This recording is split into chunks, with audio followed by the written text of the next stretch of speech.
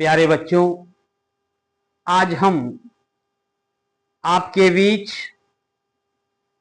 संस्कृत व्याकरण लेकर के उपस्थित हुए हैं। आज इस कॉम्पिटिटिव युग में जहां प्रतिस्पर्धा क्षण प्रति क्षण बढ़ती जा रही है, उसमें बिना व्याकरण के ज्ञान के आप संस्कृत का सम्यक अध्ययन नहीं कर पाते। इसलिए सरल रूप में संस्कृत को जानने के लिए, सरल रूप में उसको पहचानने के लिए हमें व्याकरण का ज्ञान होना अति आवश्यक है। और व्याकरण, जैसा कि आप जानते हैं कि व्याक्रियन्ते व्युत्पाद्यन्ते शब्दा अनेनिति व्याकरणम। व्याकरण शब्द जो है वह ध्वनियों के मेल से अक्षर, अक्षरों के मेल से शब्द, शब्दों के मेल से वाक्य बनते हैं और उसकी मूल इकाई ध्वनि होती है। इसीलिए जब आचार्य पाणिनि ने व्याकरण शास्त्र पर अपनी लेखनी चलाने के लिए सोचा तो भगवान शंकर का ध्यान किया और भगवान शंकर ने उस समय डमरू का निनाद किया और जब डमरू बजाए उस डमरू से ध्वनि उत्पन्न हुई और वह ध्वनि आचार्य पाणिनि ने उसका श्रवण किया और उसके बाद उनको बोध ज्ञान हुआ, उनको बोध हुआ। फिर वह माहेश्वर सूत्र की रचना किए। जब भगवान शंकर ने डमरू बजाना प्रारंभ किया, उससे जो ध्वनि उत्पन्न हुई, तो माहेश्वर सूत्र का प्रथम प्रादुर्भाव जो है डमरू से हुआ। और डमरू के लिए एक श्लोक आया है कि नृतावसाने नटराज राजौ ननाद ढक्काम नव पंचवारम उद्धर्तु कामः सनकादि सिद्धा एतद विमर्शे शिवसूत्र जालम, एतद विमर्शे शिवसूत्र जालम। पाणिनि अष्टाध्यायी में जो माहेश्वर सूत्र है उसका एक नाम शिव सूत्र जाल भी है। और जब शिव सूत्र जाल को मैं आपके बीच में रख रहा हूं, इसका प्रारंभ माहेश्वर सूत्र का जब डमरू बजाए भगवान शंकर ने, तो उससे उत्पन्न हुआ ऐ उड़ रील रिक एवं ऐयौ छय वरट लड़ यम गण नम झभैया घड़ दस जब गड दस खप छटत चटत तव कपय सस सर हल इति चतुर्दश माहेश्वर सूत्राणी। ये 14 माहेश्वर सूत्र हैं। तो अब हम आपको 14 माहेश्वर सूत्र के विषय में बताते हैं। अथ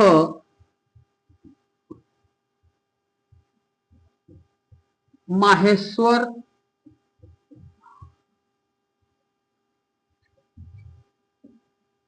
सूत्राणी।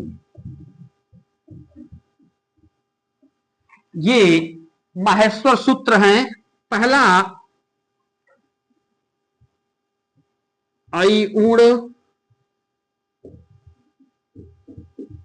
रील रिक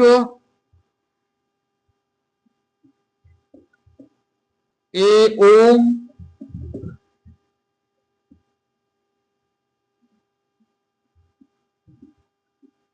ऐ औच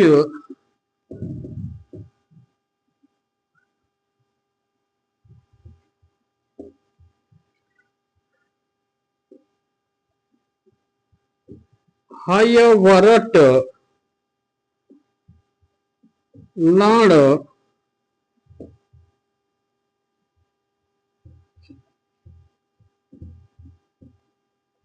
यम ङ नम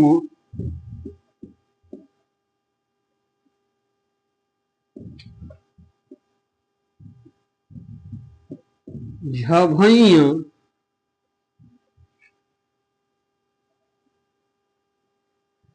घर धस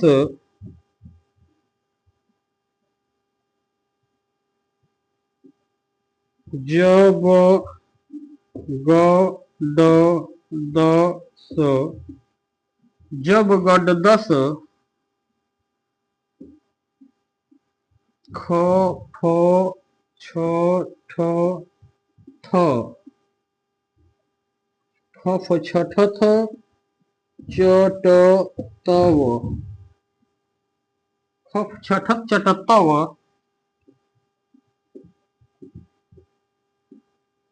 कपय सखसर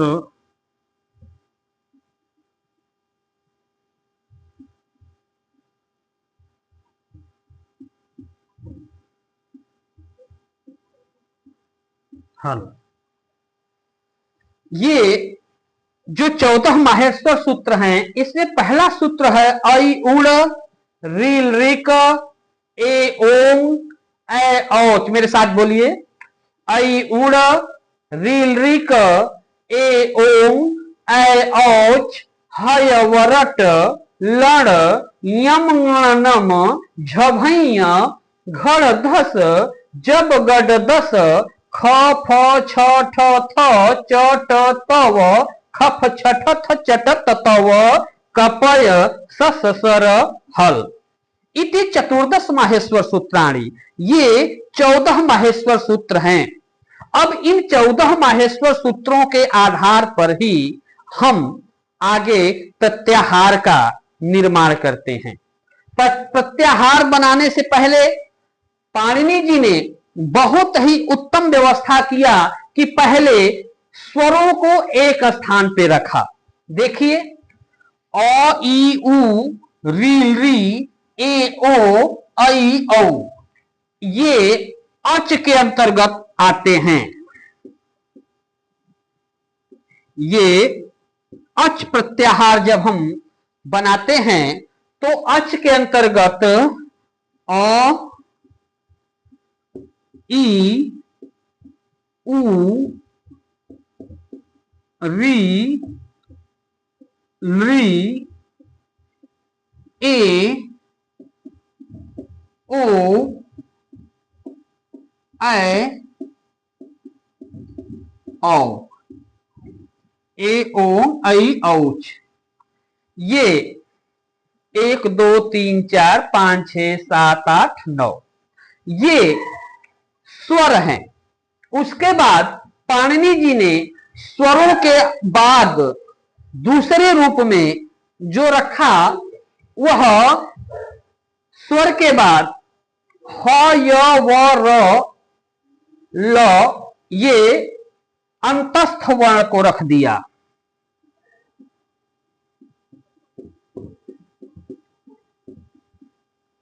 अंतस्थ वर्ण, अंतस्थ वर्ण क्या है? य व र ल। ये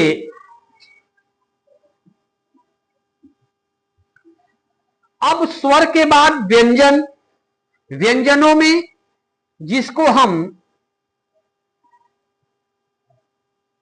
स्पर्श वर्ण की संज्ञा से विहित करते हैं।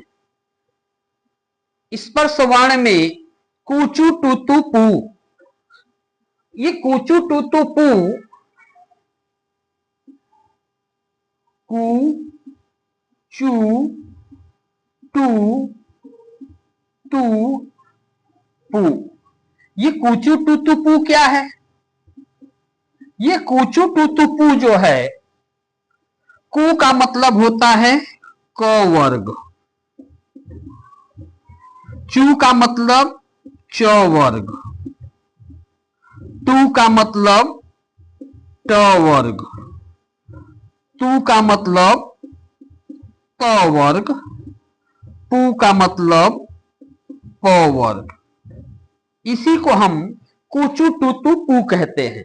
अब ये कुचु टुतु पू जो क वर्ग, क वर्ग, च वर्ग, ट वर्ग, त वर्ग और प वर्ग है, इसके अंतर्गत क से लेकर के क ख ग घ ङ, ये क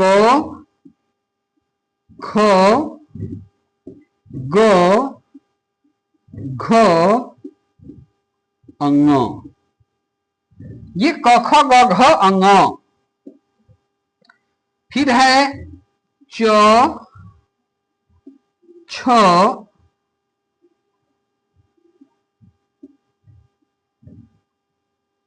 छ ज झ ञ, ट ठ ड ढ ड़, त थ द ध न,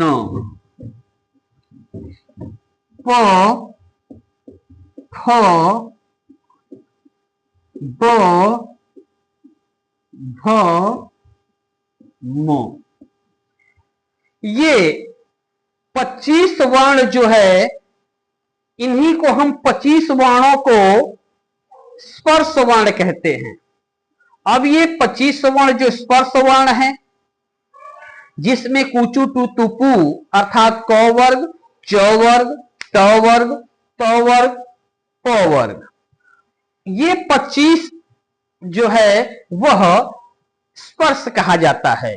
कादयो मा वसाना स्पर्शाह, एक सूत्र है लघु सिद्धांत कौमुदी में, कादयो मा वसाना स्पर्शाह, कि क आदि जो है से प्रारंभ होने वाले ये वर्ण जो है स्पर्श संज्ञक कहलाते हैं। अब स्पर्श वर्ण के बाद अब हम नासिक वर्ण के ऊपर आते हैं। नासिक वर्ण यमंगणनम, यमंगणनम, इसको हम नासिक वर्ण कहते हैं।